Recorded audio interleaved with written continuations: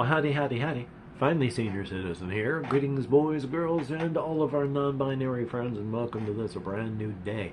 And it is indeed a brand new day. And remember, no matter who you are valid. Hokey smokes. I got a couple of things I want to talk about. First, I've mentioned in the past that the chairs that are here were provided by private donations and such like that. So they're all the same chair, but we didn't have to pay for them. They're just here, which is good because they are cheap and horrible chairs. And the one I have right now finished breaking in a spectacular way.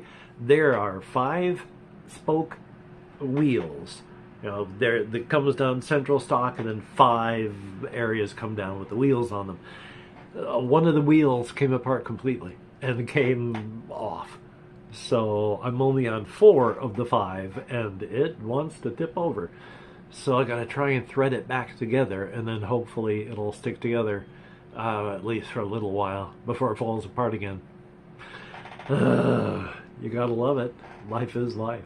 And then, let's see, what else? There were a couple other things I wanted to mention. I'm going to go on this one. Oh, well, this one is, I don't know what's happening. I've been out in public. I could have a cold.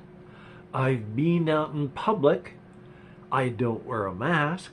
I don't know if my boosters would still work. It could be the Covfefe bug. And who knows? It could be allergies. It could be just nothing at all. Just my sinuses decided to go crazy today. Hard to say. We'll find out. All I feel right now is all stuffed up. I've been blowing my nose a lot. Nothing else. So, thumbs up. And the big thing, I had a cardiology appointment today where we discussed the echocardiogram that I had earlier. I think it was last week. Can't remember exactly. My memory is awful. But I was apprised of things, and they found out stuff, and we talked about this, that, and the other to try and figure out what's going on.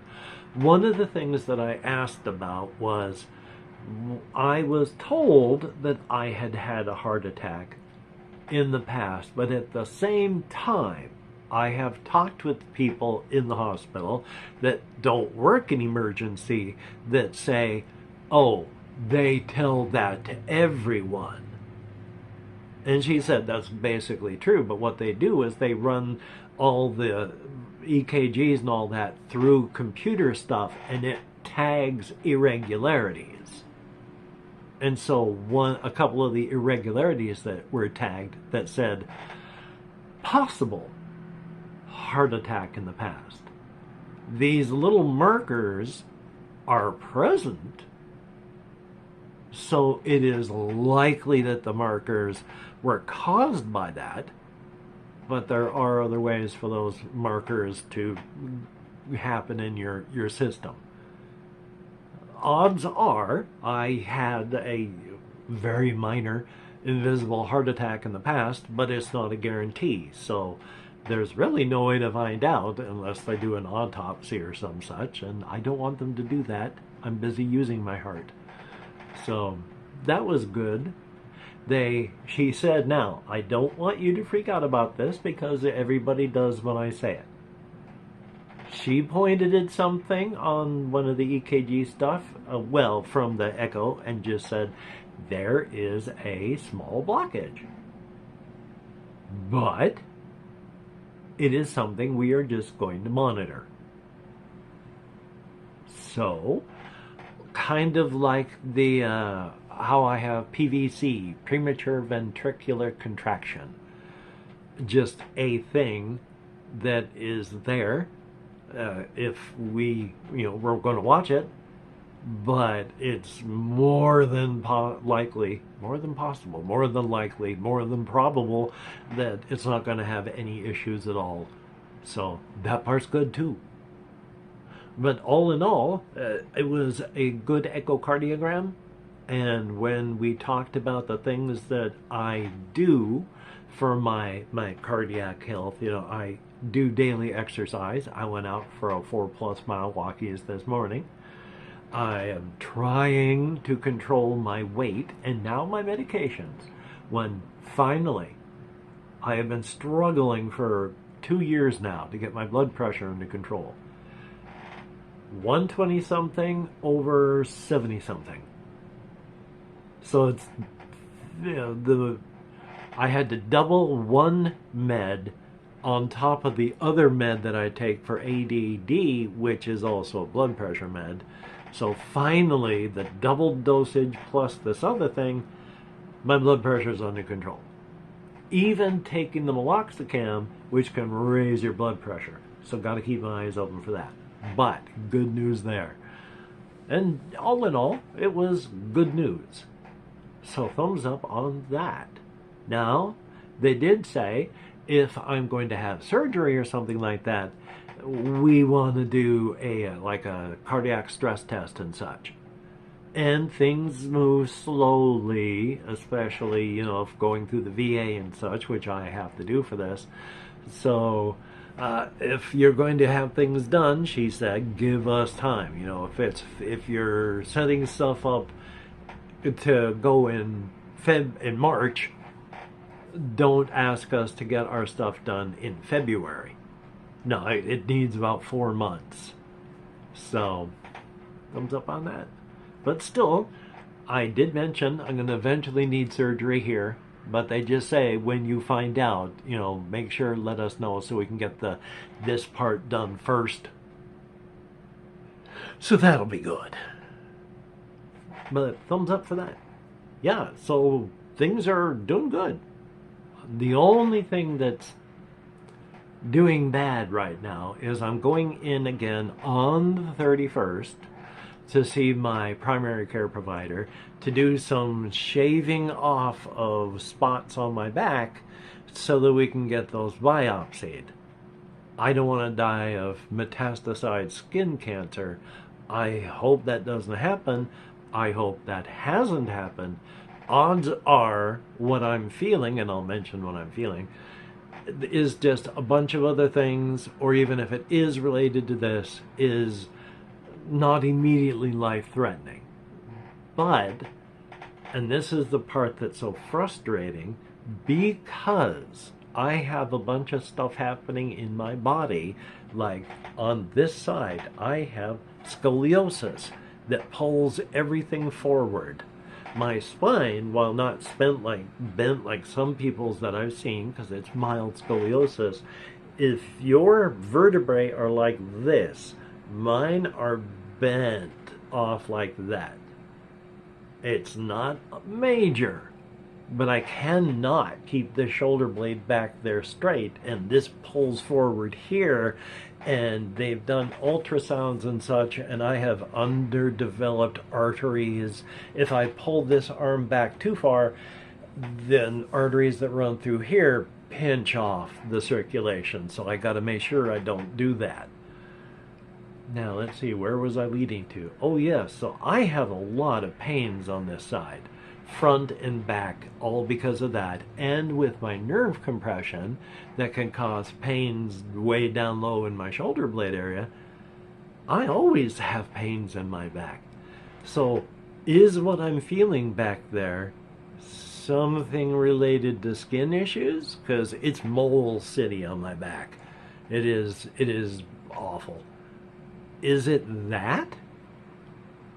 that's a situation that should have been taken care of already, and because it hasn't been, it hurts? Or is on top of everything else I've got going on back there, is it the nerve compression issue? Is it postural issues? Is it just this pulling forward and causing me back issues? Because getting everything pulled forward pushes everything else out of alignment, and so I got to try my best to stand up and, well, sit up straight. Which, when I'm sitting like this, oddly, when I'm standing, my spine has a slight leftward turn. Not turn, but tilt. But when I'm sitting down, I go like this. No matter what it is, I slide and fall over in that direction. That was one of the reasons I had my radial nerve severed 10 years and some back. It took a long time, couple of years, for it to be severed because I would fall asleep fall asleep because I was exhausted, and I'd be in a chair and the arms of chairs would press right here. And that pressure over time was like rubbing a rope over a sharp rock. It just kept getting thinner and thinner until it just snapped. And for 2 years and more, this hand was absolutely paralyzed. I could do nothing with it. But one of the things they have you do is make sure that your arm and hand like this is kept straight, because nerves grow back. And so I went from this not working to the fingers starting to come back to my wrist working to things starting to go, and now things have gone pretty good, except of course for the nerve compression, which has brought everything back to a bad state. Thumbs up.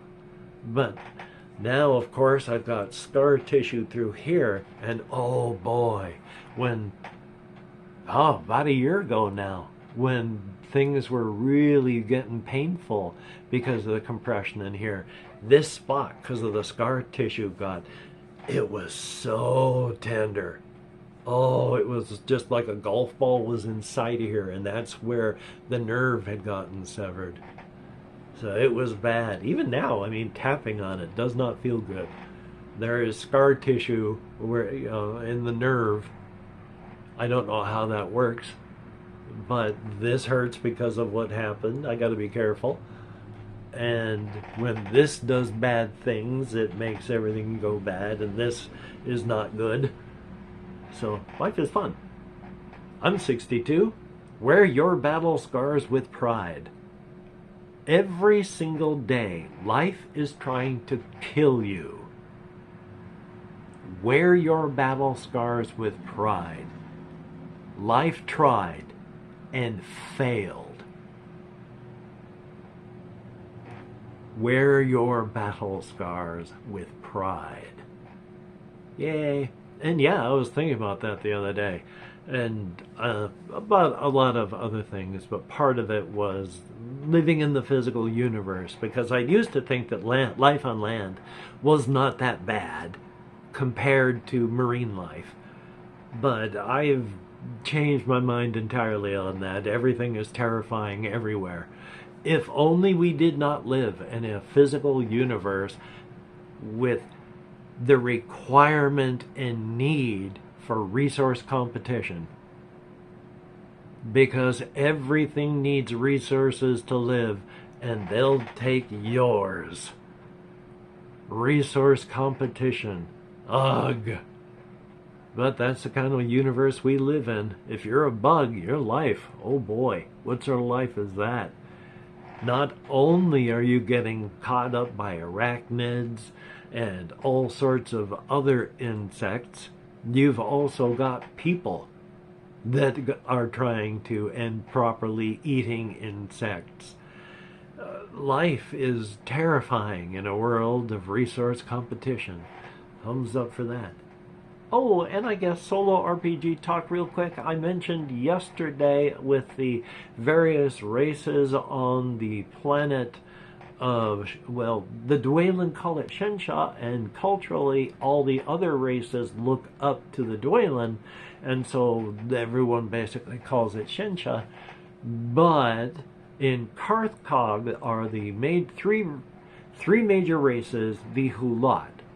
Altogether it just means people, us. Individually they are the Orkani, the Hawani, and the Apani. And the Orkani, who are the basic tribal leaders of everybody looks up to and asks for and needs the guidance of the Orkani for continued existence on the continent. The Orkani have been debating internally about, whether all the other races are Hulat as well, or if they're Ahulat, which is animals or just not us. But the younger races already do, and by younger I mean, it's all the youth and people. The other races, the Dwaylen, the Goya, and the Elvandri, it has only been about 100 years since first contact with the Hulat on Carthage. But during that time, while the Orkani elders are debating this, the Habani call all the others Hulat, the Apani call them Hulat, the younger generations of Orkani call them Hulat. It is only the higher echelons that are still debating it, and they're going to give up and just say, yes, they are. But of course, they don't just call them by what they call themselves. They're not going to call them the Dwaylen. Those are, to follow along with their own thing, the Dwaylani. And then there are the Goyani. And just because it's funny and it fits. One of the reasons I was calling the Elvandri is because they're dwarves. And they have an elven type name. That's one of the reasons the Dwaylen, who are elves, have more of a dwarven type beginning to it. But while they are the Dwaylen and the Dwaylani, with the Elvandri, they are Elvyani. One elf, two Elvyani. Huh. I guess they are elves. But they call them all these things, the Elvyani and the Goyani and the Dwaylani, because they have been accepted as Hulat by the Apani and the Habani and most of the Orkani. So, all of them in Carthage, that's how they refer to them. Now, are the others going to refer to themselves that way? Well, no. The Dwaylen are still the cultural looked up to, since the Dwaylen that were the original, what all the races would have become had the previous civilization not had a major war that broke up the continents and split up the Australopithecine type creatures back then, so they all had different speciation because of separation of the continents moving around. But the Dwaylen, they just became what the Dwaylen would have been. The Goya are what the Dwaylen speciated into, human beings, and over in Carthage, the Hulat are, again, descended from the Dwaylen. So they all have the common ancestor of the Dwaylen. Nobody knows this. That's how it is, though. But they all look up towards the Dwaylen like the Western world looked to Paris back in the 1800s, which is everybody wanted what Paris had culturally. So that's the way it is in the world right now. Everybody looks up to the Dwaylen that way. So thumbs up. And hey, if you could like, comment, share, subscribe, that would be awesome. And of course, just share with people that you think would like to watch an old man yammer on incoherently about inane subjects. That would be awesome. Thumbs up and thank you. Also, I have links to a GoFundMe where I am trying to save up and doing a pretty good job right now. Thank you so much, everybody that has donated. It is about $1,000 right now, and I'm looking at it's a $799. I'm talking with, I think it's Sir Schmuckle in the comments about the computer to get, and I'm leaning strongly in that direction. So we are real close. I think it's 800, but I'm not sure. We'll have to see. But then there's other things that go with this, so thumbs up. But if you could check that out, that'd be very, very cool. Thumbs up. Thank you so much. It is appreciated. If you're a Patreon patron, thumbs up as well. You are beautiful and awesome people. Without your help, I would be down here. With your help, I'm here. Just like most people in the United States, up here ain't good, but it's so much better than being down here. Thumbs up and thank you so much. As stated, you are beautiful and awesome, no matter what. And for everybody that leaves me comments, thumbs up and thank you. I read as many as YouTube shows me. I thumbs up and heart each one that YouTube will allow, and I answer as many as my nerve compression will let me, which is a surprising number because I spread it out over like an 18-hour period. But I can answer, and I do, so thumbs up and thank you. Well, hokey smokes, I went 20 minutes and change now. So thank you very much for listening, watching me yammer. I really... Duracell in the comments if you watch this far to let both me and the YouTube algorithm know that people do watch these. I know that people watch these. The algorithm needs constant reinforcement. Thumbs up, thank you much. I know not many people watch to the end, but that's every video, every YouTuber out there. It starts off and, you know, I was watching this one fellow called Nomad. He was talking about you'd think that you would start off with 100% with people watching the video and it drops off. No, it's less than that. He has marked on there the people that click off, they hit play and then quit before it even starts. So you don't even start at 100% before it starts dropping. If you're one of those that watches to the end, thank you so very, very much. Look up Nomad. He's a young fellow, so you probably won't. I won't be able to link to it, but anyway, until we meet again, you take care. Have a great day today. I will see you on the flip side. As I don't move my hands. I don't know why I was doing that, but hey, it was funny for me. I will see you on the flip side, and that is indeed a very good thing. And I gotta be so careful with this chair. It is just, until I can get that wheel fixed, it is going to try and kill me. So, thumbs up for... Oh God, YouTube's going to demonetize me, so I'm going to have to edit that part out.